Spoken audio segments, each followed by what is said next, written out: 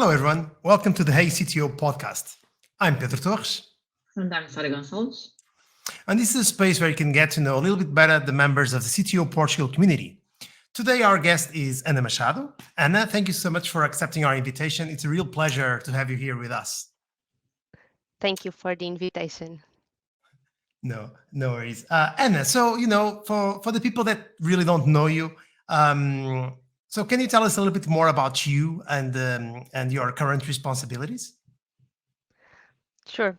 So my name is Ana, as you already told. I'm 32 years old. Just turned 32, so I'm still thinking about it. I studied computer science at FCT in Caparica, and I'm Mhm. currently working as an engineering manager at Software Development Center, which is part of the Volkswagen Digital Solutions. A bit about me. I love to travel. I love to do couch surfing. Fun fact, I was in the middle of an unpaid license leave in Asia when the pandemic started. So Oh, I had to wow. return and go work again. I'm super addicted to paddle. I started with the pandemic, one of the few sports that were allowed to play. I love wine, getting together with friends, so the usual. Regarding work, so yeah, as I told you, I'm working as engineering manager. I started this back in August last year, Mhm. and main of my responsibilities is really to enable the teams to work, so unblocking any problems that they have regarding HR processes that they may need some help, so all about the performance evaluations. So it's all about helping the people, allocations, syncing with the teams. So yeah, all around that. Wow, Hmm, super cool. cool. And one thing that you mentioned that is really important is that you just said that you work for Volkswagen Digital Solutions, and that's in Lisbon, right? So can you tell us a little bit more about the story of Volkswagen in Lisbon? What are you doing currently?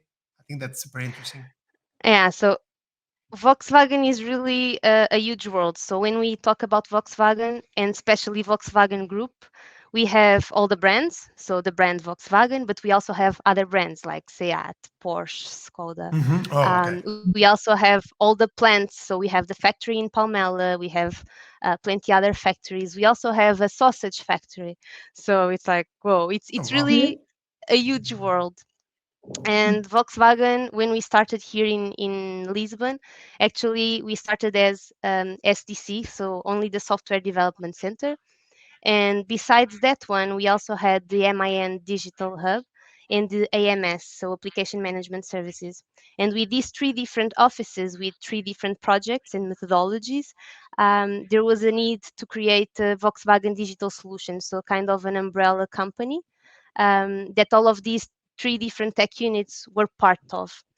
So when I joined Volkswagen, it was 2018, and we ramped up here. So I was the sixth developer being hired, and we were actually onboarded in Berlin. So we went to Berlin for around 3 to 6 months to be onboarded there, to learn everything from them, and then coming back to Lisbon and ramp up the office here.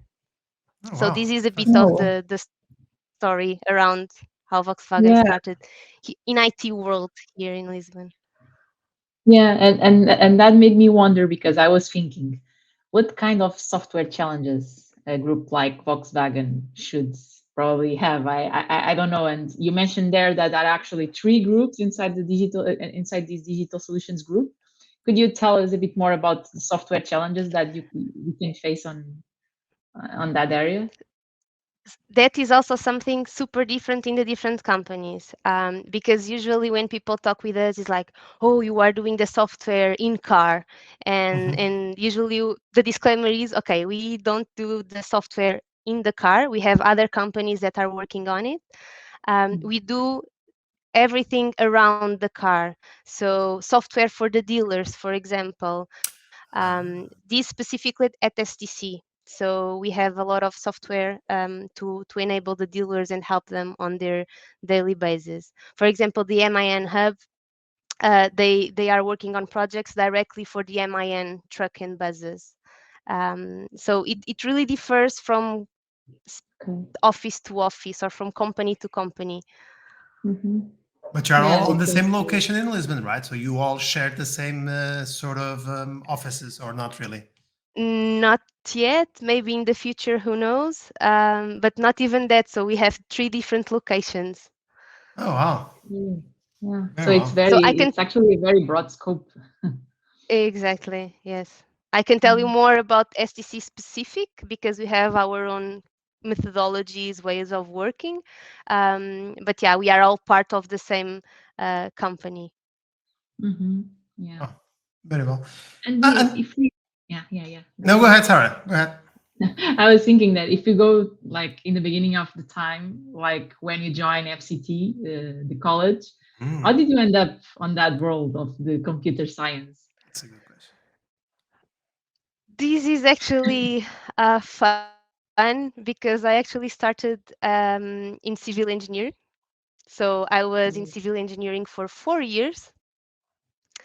And I remember having my brother. My brother was actually at the time studying computer science, and my brother was all the time saying, "Move, come to computer science, and come." And I was like, "Ugh, computers, no, no way, not going." But after 4 years, actually, the construction world it was not that good, so there were not a lot of jobs in that area at the time, and I didn't like it that much. So I was starting to think, okay, maybe I can change. And even if I don't like that much IT, at least I'll have a job. So this was my thinking after 4 years in Fair enough. university.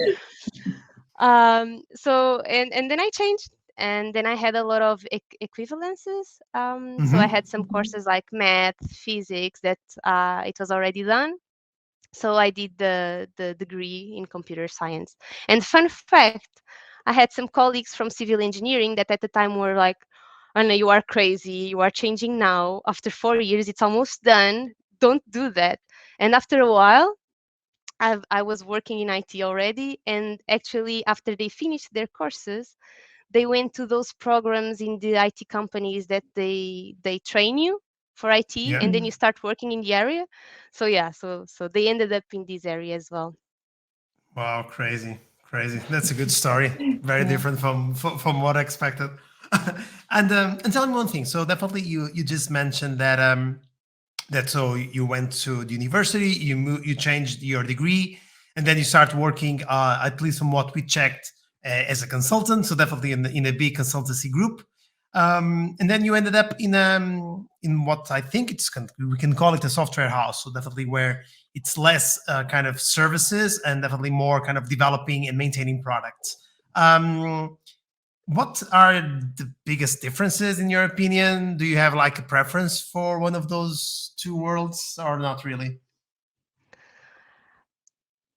Comparing specifically with SDC, so the software Hmm. development center where I'm working on is a huge difference.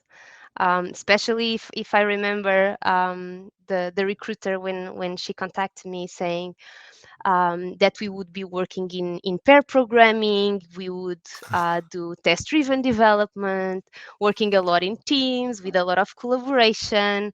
So that was like, whoa, this is cool. So only on this matter, only on the methodology side and the ways to work, it was already whoa, amazing, super different Hmm. from the consultant world.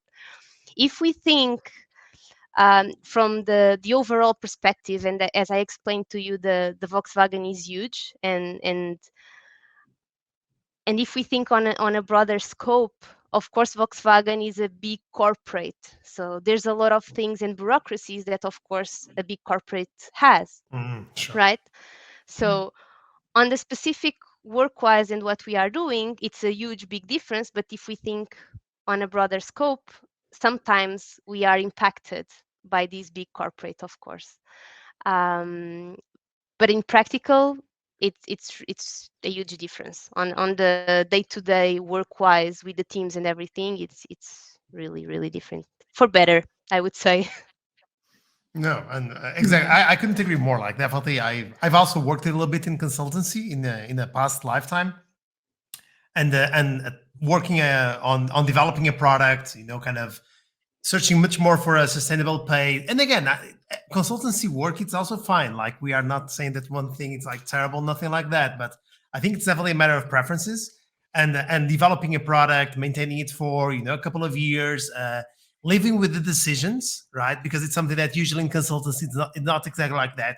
You pretty much you have a project, then you move into the next project, and you don't even see the impact of the previous one because it's just kind of working project after project. And when I'm developing a product, definitely you can see the impact and your decisions and trade-offs that you need to do. That I think that it's definitely much more fascinating than in consultancy. Absolutely.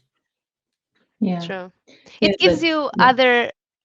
It gives you. I think the consultancy gives you other perspective on things, other opportunities. Also, some, how do I say, jogo de cintura, like some Hmm. flexibility that you need to have to deal with different situations, which is super valuable um, for your daily Yeah. For our work journey. and for your No, I exactly agree. for eternity. True. Yeah. Yeah. And, That's and true. and speaking of flexibility or agility or jogo de cintura, like we say here in Portugal, I love the expression.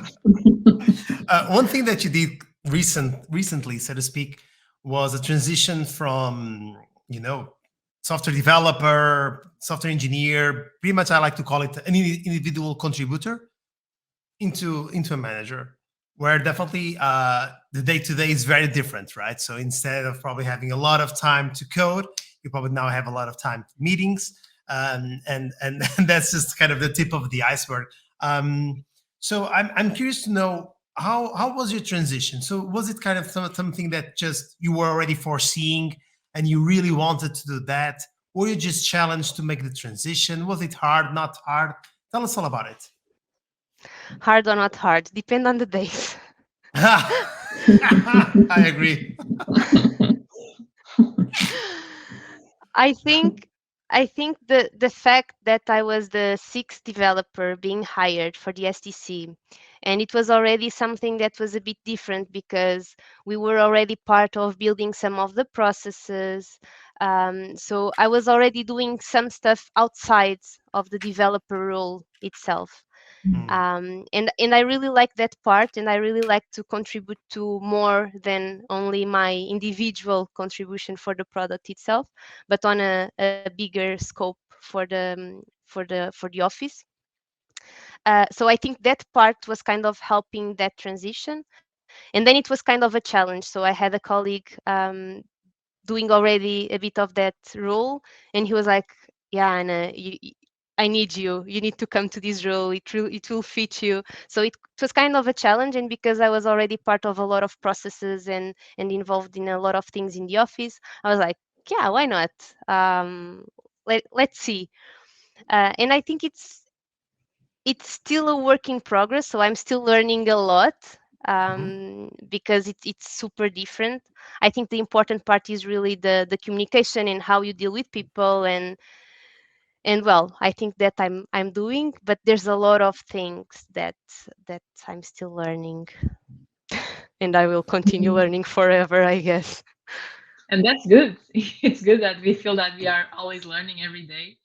And Indeed. now that you look for the past years, can you see any like change of mindset, something that really changed the way you think in that transition from a developer to a manager? Uh, could you recall any of those moments?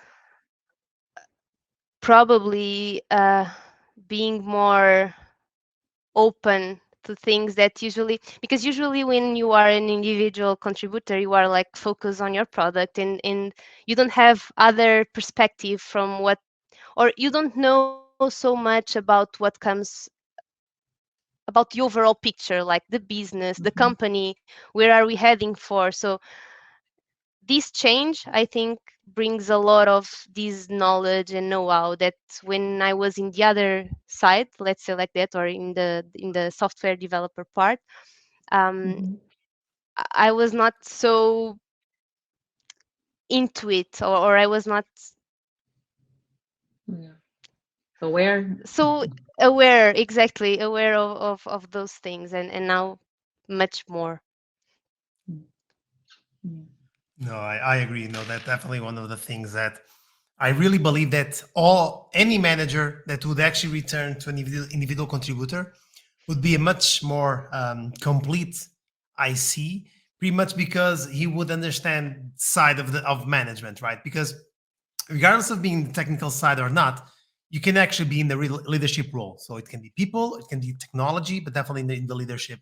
I think that once you become a manager, and actually if you want to return then back to the technical track, you will really understand the pressure that the manager feels, how it is hard and challenging to handle stakeholders, deadlines, and sometimes when we actually have, let's say, a more difficult task to a team, that sometimes it really happens, that probably we will understand much better why the ask is coming, what's behind it, and probably the biggest thing that I can actually say to anyone that is an individual contributor is don't take things personally.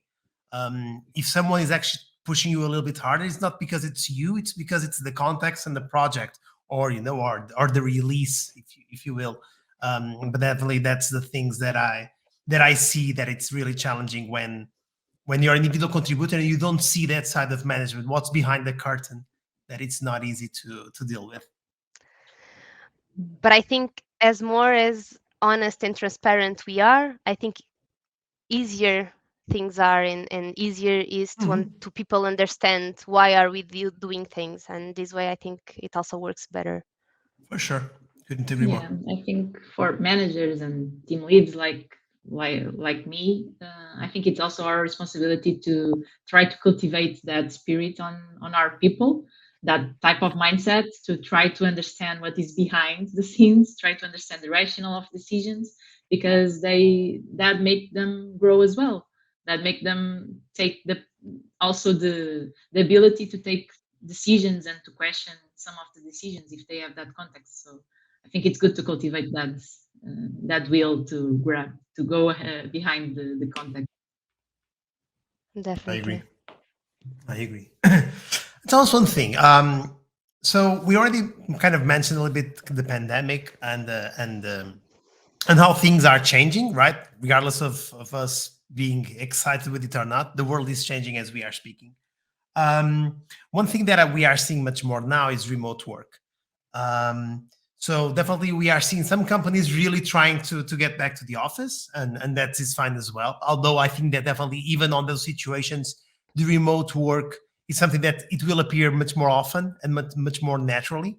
There are some other companies that are doing what it's called hybrid or remote first. You name the name is not that relevant, but pretty much you can work from wherever you want. You can actually go a couple of days to the office and so on and so forth. And you also have the full remote, where it's pretty much it's kind of you're working from China. That's fine. You don't need to go to the office. There is no office maybe, so it's completely okay. um, Now that you're a manager, right? Do you see your life becoming easier, harder, or you're just adapting to managing a team remotely? I think it's more challenge to be remote. Actually, I started this challenge of engineering manager while in remote, kind of, or Hmm. at least some people remote, because it was last year and we were already in this chaotic um, moment, let's say like that. So I think it's more challengeable, more challenge. Especially, I think the communication is the worst part, because of these, well, the delays that we are already facing in this communication, right? So Hmm. it's difficult to actually read the the person, so see the corporal movements and the reactions, and the delays are a bit annoying, let's say like that. So I think it's worse to deal with people remote, and also not having that part of grabbing a coffee, playing some ping pong, because I think the most important part is really creating the bonds with people, so we can do better our work, because it's all about connections, relations, and I think remote it's more difficult. It's not impossible, but I think it's more difficult. And again, the communication, it's already difficult when we are in person, because when we have a multicultural environment where people are from different countries, different languages, so there we already have some kind of barriers, right? And I think remote, it's more difficult. Yeah. I agree. And do you use any strategy to mitigate those communication problems? Do you have any That's a good tips one. and tricks for people that are also facing I always ask this type of people challenges? I always ask people to turn on the cameras. I hate to speak and not seeing the people. Also have some moments where people get together, although it's online, but doing some games, some virtual coffee breaks. Although I think people is so tired of being online and in the laptops that usually people just want to actually go and walk and Yeah. move away from the laptops. But well, we need to try something. Yeah. No, I agree. I agree. There is actually two things that you said that really clicked me. The first one was, about the relationships and the communication. I once read that from the moment you become a manager, you're in the relationship business. So it's all about relationships. And the second one, the last one that you said, about trying to have virtual coffees and things like that. I think that Zoom fatigue, and we say Zoom because Zoom is becoming the norm, but definitely Zoom fatigue, it's playing against us, right? I even see, for instance, for myself, my willingness to attend a meetup, to spend a little bit more time on camera talking to a friend or so, definitely decrease it drastically from the moment that we are remote, because maybe we are on Zoom sessions from 9 to 6, and then if we have a meetup at 6:30, or maybe even at 7 p.m., I'm not that person anymore. I really prefer to disconnect and to again go for a walk, or to go and play with my dogs, or completely disconnect. And again, being here on my chair, staring at the monitor, talking to someone, I think it's really, really challenging. And that's something that I don't know how to avoid that, or how to tackle that, to be honest. True.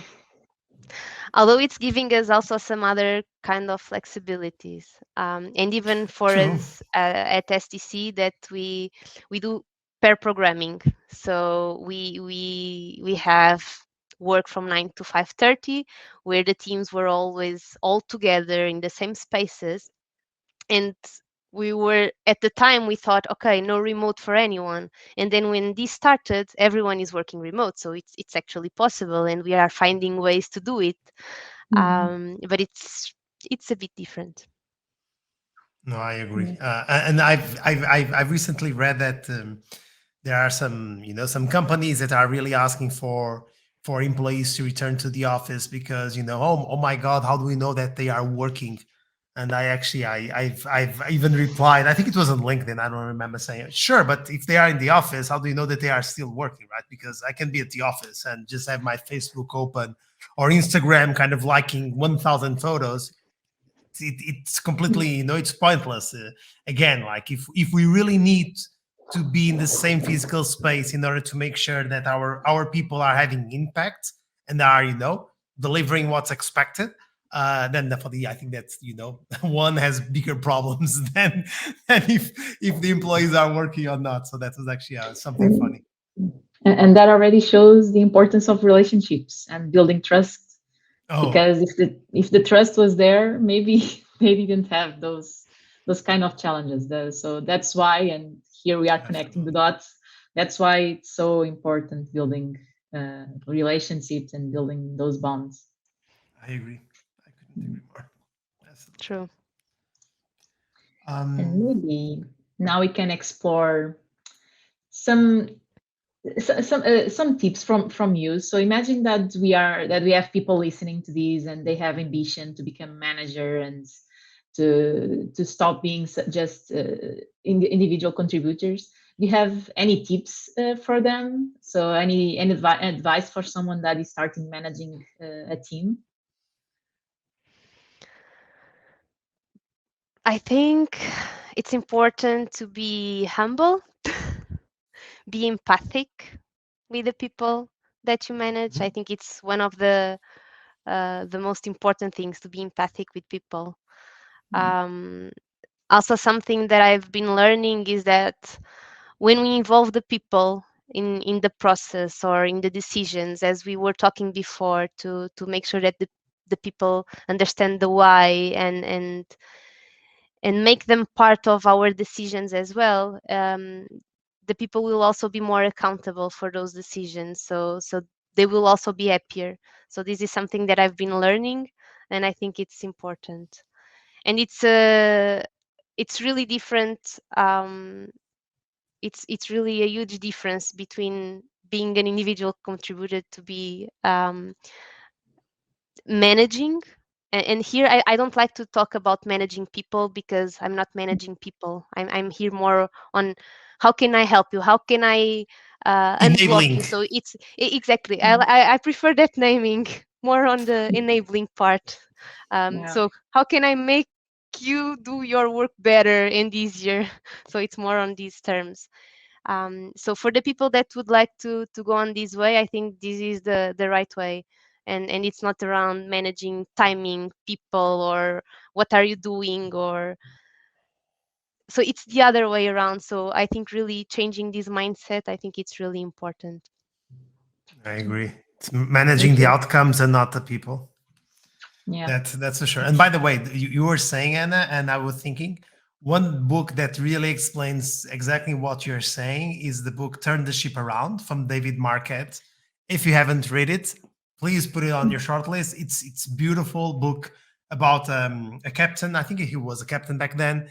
That is kind of leading a submarine, and he's pretty much kind of in this book. He pretty much explains how he turns the mentality of something that is like highly military, where it's all about kind of one person giving orders and everyone else being an order taker, and actually kind of creating a submarine full of captains, and where people actually thought about things and asked to the things on the submarine to the captain, instead of just sitting there and waiting for orders, which is it's super inspiring. Definitely a must read for everyone.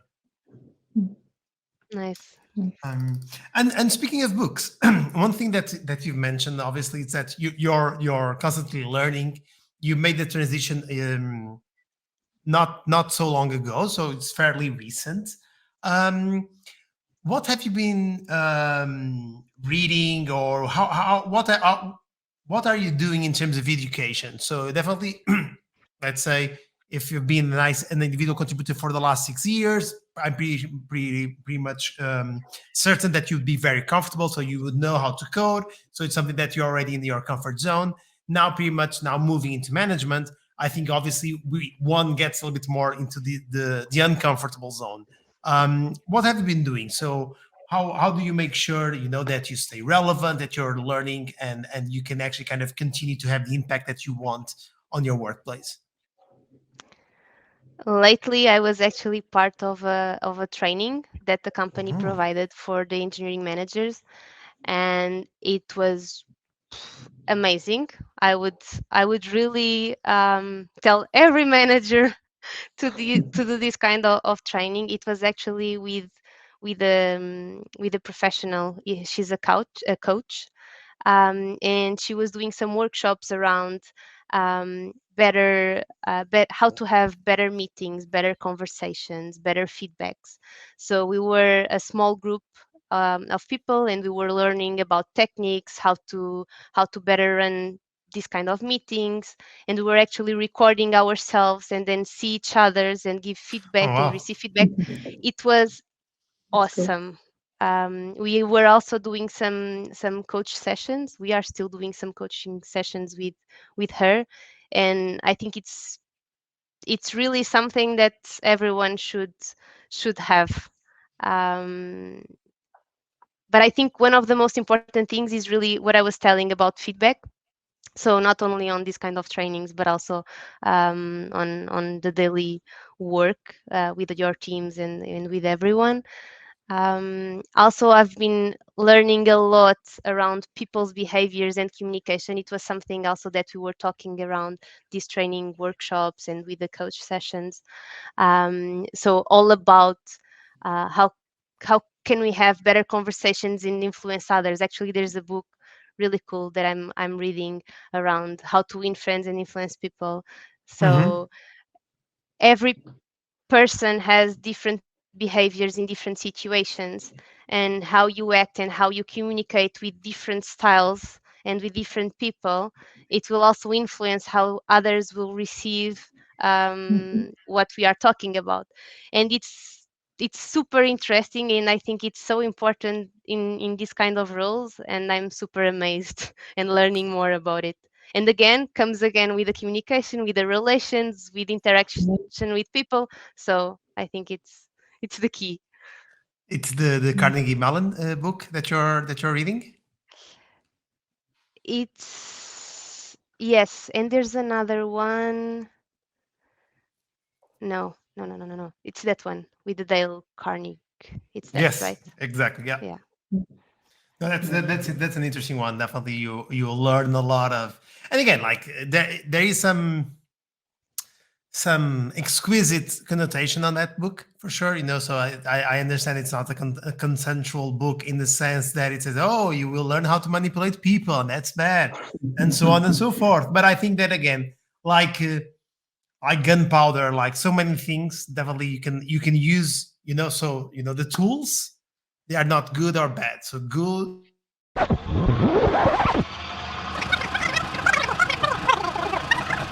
Oh, sorry. I don't know what happened. Connection is fairly good. Okay.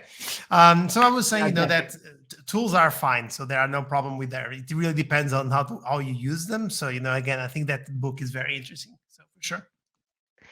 Definitely I agree. It's the same as the frameworks. It's the same as methodologies. I see a lot methodologies as a framework. So we need to Hmm. apply as we need it. So it's for us to use it and to use it wisely. It's not like the rules to follow and only that, only see that and nothing else. No, it needs to be applied with some head. Let's say like that. Yeah. And I think it also depends on us because it's impossible to create a recipe that everyone can adapt to themselves. So I cannot have someone tell me how should I communicate, like use those words. Those words might not be me. So I think we need to explore our own way to communicate, but still uh, show those good practices if you want to put like that. But it's hard and it takes time. I agree. And it's also a lot about our interpretation of things, right? Because Yeah, again, like exactly. a framework is a framework for sure, but again, it was written with some ideas in mind, with the context, in mind. And obviously, I think that the clever part of frameworks is understand how you can use them, how can you Mhm. adapt them to your environment, and not how you can actually kind of bend over to use something that probably is not natural for you to use. Yeah. For sure. Agree. Yeah. Sarah, Let's should start. we jump into the questions? Yeah, let's go for the final part, the fun part. So we have two questions for you, Anna, more personal. And the first one is, if you could have dinner with anyone in the world, who would that person be? Interesting. Well, first that comes to mind,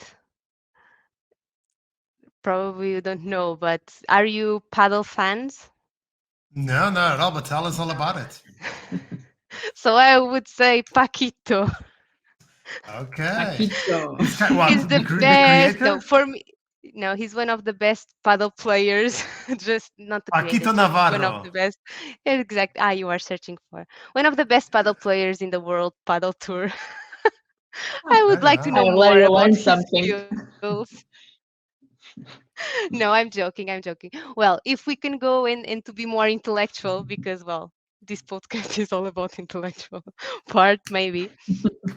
No, I don't know. I would say maybe I don't know. Bill Gates. I don't know.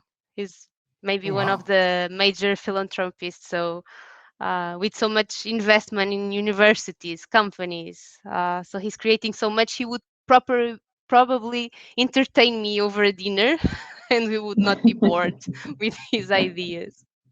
No, So that's a good Paddle or choice. Bill Gates, or Yeah, I would Or treat both. both of them. yeah, I think you should join everyone. Yeah, I that's a good already one. learned something today, so now I can sound like a paddle expert. I know who Obviously, Paquito is. Paquito. Obviously, now you Check can say, some "Oh, paddle games. okay." So I'm going to open YouTube in a couple of minutes. Okay, fair enough. Um, so last question for you, Anna. So we know that you work at Volkswagen Digital Solutions. And so definitely, I think that this last question should be about cars. Although now we actually understood that Volkswagen is not about cars, right? So it's about thousands of things, even A sausages. I don't know. sausage factory. So Exactly.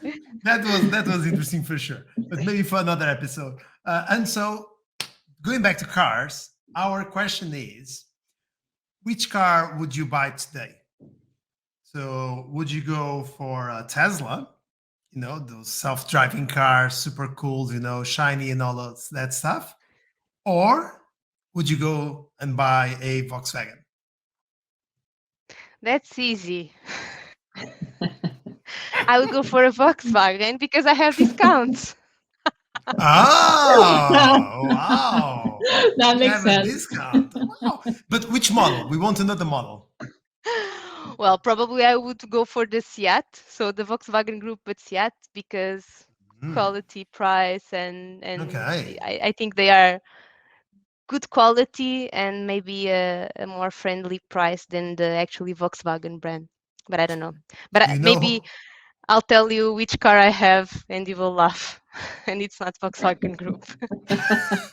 I was just going to say that who would be really proud of your choice of a Seat? Who? Paquito, because since he's Spanish and Seat for more. Exactly. So you see, there you go. You would already impress him at dinner. You say, you know what, Paquito? I would love to drive a Seat, and he would be really proud. I'll share this link with him afterwards. Absolutely, no, you should totally. It's going to be on YouTube, so you might as well just do it. Oh my god. Oh god, no, super funny. This Super was funny. nice. No, it was. So, by the way, what's Very what's what's good. your car? Now that you just mentioned that, I don't want kind of to leave everyone hanging without knowing that. It's a Fiat 500. Okay, all right. It's a classic. No, it's kind of okay. Exactly. I would love you if you say, "I drive a Tesla," and I was No, no, no, no, no. That will be fun. no, that would be the best one. Okay, so a Fiat 500, the Italian car. Gotcha. Very well. And they are. Oh, correct. It's like the Ferrari group, and okay, it's competition. Wow. Okay. I hope your boss Yeah, is maybe not I need to listening. buy a new car. As Maybe soon as now you should. exactly. So Volkswagen, if you're listening to this show, Anne is just selling her old car and buying a shiny, brand new Volkswagen with her discount or Seat. So don't worry about it. Don't fire her, please. Exactly. Okay, cool. So Anna, thank you so much. I think Thank you. that's a wrap. It was an awesome and super fun show. And thank you everyone that is watching today. We really hope that you got some insights and inspiration on this episode, and we hope to see you again in the next episode of Hey CTO. So thank you very much. Bye everyone. Thank you. Thank you. Bye bye.